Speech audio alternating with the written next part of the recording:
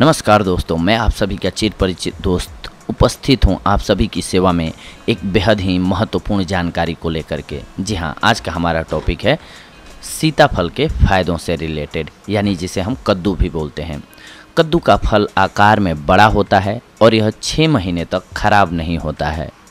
अतः 6 महीनों तक इसका उपयोग आप सब्जी या अन्य रूपों में इसका कर सकते हैं। भारत में इसकी खेती की जाती है, परंतु रूस में इसकी खेती सबसे अधिक होती है। कद्दू की बेल यानी कि लता होती है। इसका फूल पीला और फल पहले हरा और पकने के बाद हल्का लाल पीला हो जाता है। कद्दू में विटामिन सी अधिक होता है। पेशाब में वीर्य आना और मूत्रकृच्छ यानी कि पेशाब करने में कष्ट होना रोग में इसका प्रयोग लाभकारी होता है। यह प्रमेह, पथरी एवं पित्त को खत्म करने वाला होता है। खाने में पके हुए फल का ही प्रयोग करना चाहिए और रस निकालते समय इसके बीजों का भी प्रयोग करना चाहिए। आइए सबसे पहले हम इसके विभिन्न नामों को जान लेते हैं कि अलग अलग लैंग्वेजेस में हम क्या बोलते हैं कद्दू को, क्योंकि हो सकता है बहुत लोग न जानते हों इसका नाम। हिंदी में इसे हम लाल कद्दू, कुम्हाड़ा, सीताफल, मीठा कद्दू, लौका, काशीफल और संस्कृत में पित्तकुष्मांड, बृहत फल ग्राम्य, गुड़योग फल, मराठी में कोहला, लाल भोपाला, तांबड़ा भोपल, गुजराती में पिलू, कोहलू, बंगाली में सफरुई कुमरा, अंग्रेजी में ग्रेट पंपकिन, लैटिन में कुकुरबिटा मैक्सिमा, बेनिन के हिस्पिडा। आइए अब महत्वपूर्ण है कि हम इसके गुणों के बारे में जानते हैं। कद्दू भारी होता है और पौष्टिक होता है। यह पित्त उत्पन्न करने वाला, पाचन शक्ति को बढ़ाने वाला, वात यानी कि गैस पैदा करने वाला, पेशाब को बढ़ाने वाला एवं प्यास को दूर करने वाला होता है। पित्त के रोगी को इसका सेवन अनार या खट्टे अंगूर के साथ करना चाहिए। पका कद्दू का सेवन करने से खांसी दूर होता है। कच्चा कद्दू अमाशय के लिए अधिक लाभकारी होता है। कद्दू का सेवन वात और कफ के रोगियों के लिए हानिकारक होता है, इसीलिए वात और कफ रोगी को इसका सेवन नहीं करना चाहिए। अब आइए हम जानते हैं इसमें पाए जाने वाले पोषक तत्वों के बारे में।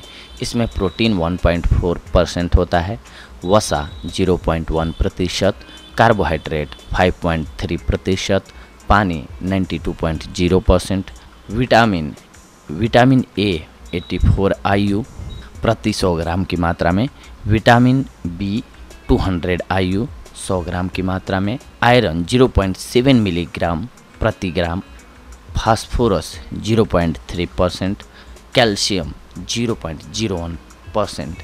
अब आइए हम इसके प्रयोगों को जानते हैं कि किन किन रोगों में ये कार्य करता है और किस ढंग से कार्य करता है।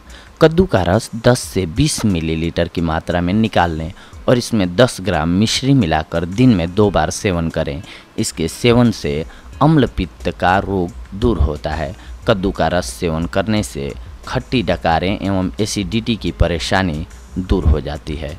इसके अलावा पौरुष ग्रंथियों के लिए कद्दू के बीजों का रस निकालकर प्रयोग करने से पौरुष ग्रंथि के विकार दूर होते हैं।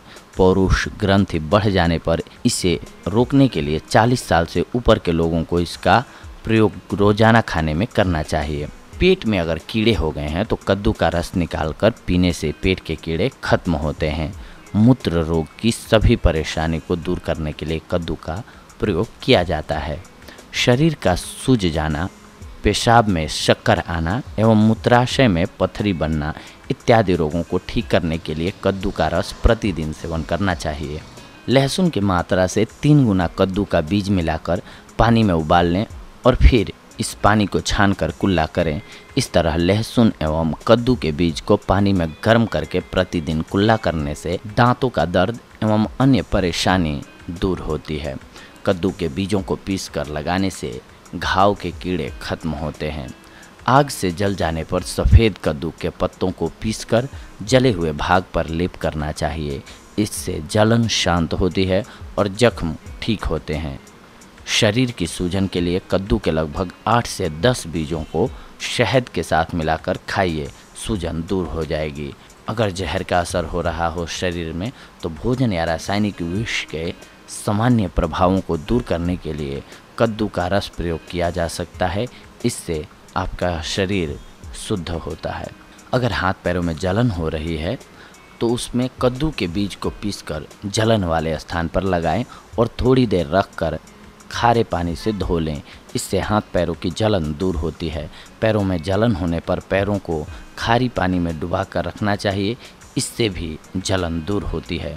तो देखा दोस्तों आप सभी ने, आज हम आप सभी के लिए कुछ एक ऐसी महत्वपूर्ण जानकारियाँ लाए थे कद्दू फल से रिलेटेड, जिन्हें जान करके आप इसका फ़ायदा उठा सकते हैं इन बीमारियों में, जो कि हमने आप सभी को बताया। तो ऐसे ही अगली कड़ी में हम आप सभी से जुड़ेंगे कुछ एक और बेहद ही महत्वपूर्ण जानकारियों को लेकर के। तब तक के लिए धन्यवाद। नमस्कार दोस्तों।